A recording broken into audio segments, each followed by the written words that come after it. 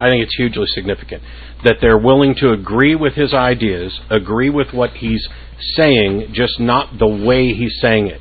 Because now you're talking about packaging and not product. And they are exactly the same. It's just that they think that there's something more virtuous in playing nice and being more about this, when the Bible's message is completely non-apologetic. You say what needs to be said, period. I think we're on a relatively fine point here, right? How effective is a reference to Fred Phelps in terms of getting a Christian to see the problems with their own religion? Well, and here's it's not. The thing. It's not. He's too easy to write off. Here's like what Hitler I use. For Christians. Here's what I use. You just write him you went over the line by referring to Fred Phelps, so it doesn't count. Here's what I like to do when people bring up the true Christian argument. We were talking earlier about how Christians like to reduce everything to faith and not have anything based on knowledge. Sure.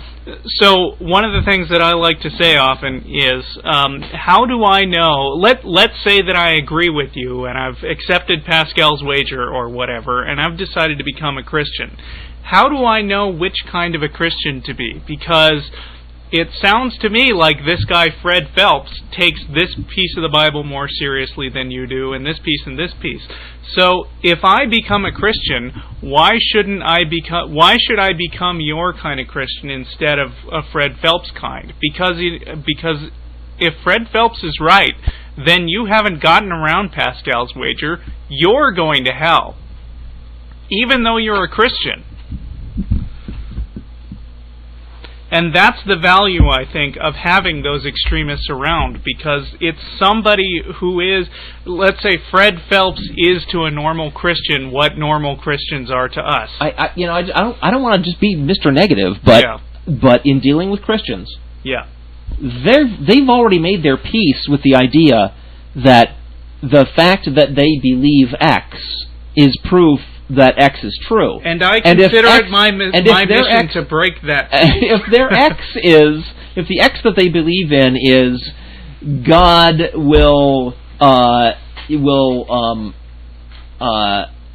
spare all Christians, right? But Fred Phelps doesn't believe that. Then Fred Phelps is wrong, because he doesn't agree with me on all doctrinal points. He thinks only certain Christians are going to be saved, and I think a much wider range of Christians are going to be saved, including me, so your threat that maybe I'm wrong and Fred Phelps is going to heaven and I'm not is not relevant to me, because I've already decided the way I decide things is whatever sounds good to me is what I believed. If their entire argument is based on faith, then you can always say, I don't have that faith and I can't get that faith. And to me, your faith looks exactly the same as Fred Phelps' faith.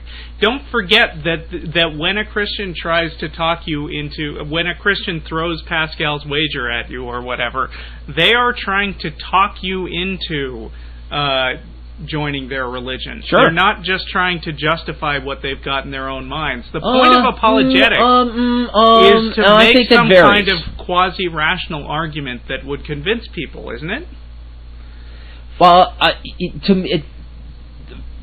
Matt, we'll probably fine-tune this at least after these words are out of my mouth, but the impression I get is that the primary concern in most Christians, not all, but in most Christians that I've dealt with, the primary concern is preserving their own sense that what they believe is reasonable, and not primarily getting you to agree with it too.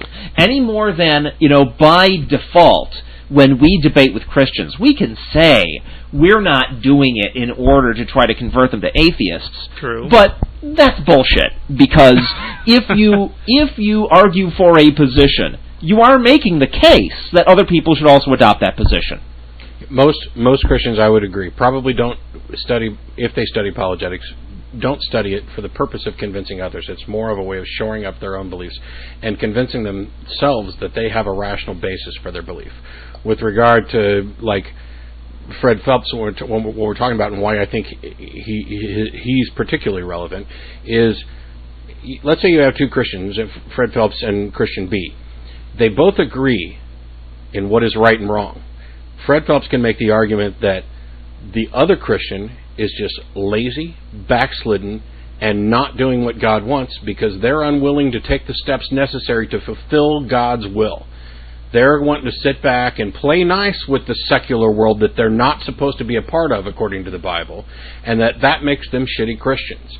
And that he is not willing to sit back and play nice. He is on a mission, doing what God has commanded, and it's hard for the liberal Christian or the moderate Christian to argue against that.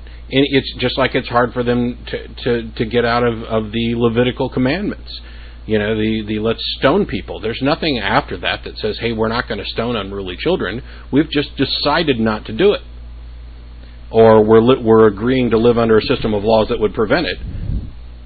But when I went through, and one of the realizations was that I agreed with some of the doctrinal positions of people like Fred Phelps, and realized that it still felt wrong to me, and that's why I wasn't out there doing the shit that Fred Phelps does. I would, in my head, say, oh yes, I agree, for example, homosexuality is a sin and it's an abomination. But in my gut, and, you know, underlying all that was, no, this is wrong to be doing what he's doing, and that means that the position is also wrong. And that's the example that I would use Fred Phelps for, is that if you're one of those people who claim to believe what he believes, but you're unwilling to take the steps that he's taking, then you also have to question, do you actually believe what he believes? And is that belief sound? And I think that's significant. At least it was, not necessarily with Fred Phelps, but with others in analyzing my own beliefs. So, I have to think that the point of apologetics, I mean, that there is definitely some aspect of going out and winning more Christians. I mean, they say that's what they're doing, essentially. Oh yeah, and some of them definitely are. If you're, I mean, what you have to assume is that you're not going to change the mind of the fundamentalists, but you're going to be appearing in front of a more or less neutral audience who could go either way. And if you could convince the audience that actually what this guy is presenting is no more reasonable than what a Fred Phelps might tell you, the people who would be your audience already know, for the most part, that Fred Phelps is disgusting. Well, and if you can convince not the guy you're arguing with, but the people who are listening, right, that guy is not on any more solid ground than Phelps is. I'm still a little concerned, though, that, I mean, there is this real attitude, a perceived valid thing concerning Hitler, that anytime you bring up an example that extreme in an argument, you lose the respect of the people listening to you. That's most people Godwin's law. Right. But most people are not willing to tolerate an argument referencing such an extreme example if you haven't already proved that the thing you're arguing against is as extreme as that. It just looks to a neutral outsider like you're referencing him as a bludgeon. Well, I don't typically bring up Phelps when I'm having discussions with Christians on stuff, but what I will do is say, here's Doctrine A. Right. Do you believe it?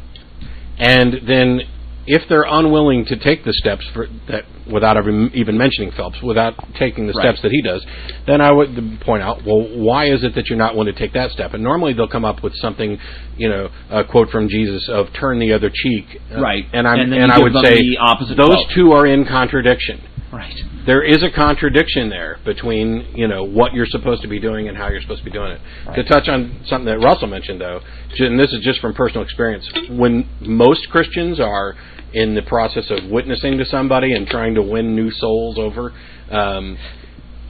I've rarely heard any of them use anything more in the vein of apologetics than Pascal's wager. Most of it is, this is my personal experience and what God has done for me, and isn't this wonderful? And it's tapping on emotional things, and don't you wish you could feel that way? There's not much rational thought in everyday witnessing among Christians. It's a select few. I'm feeling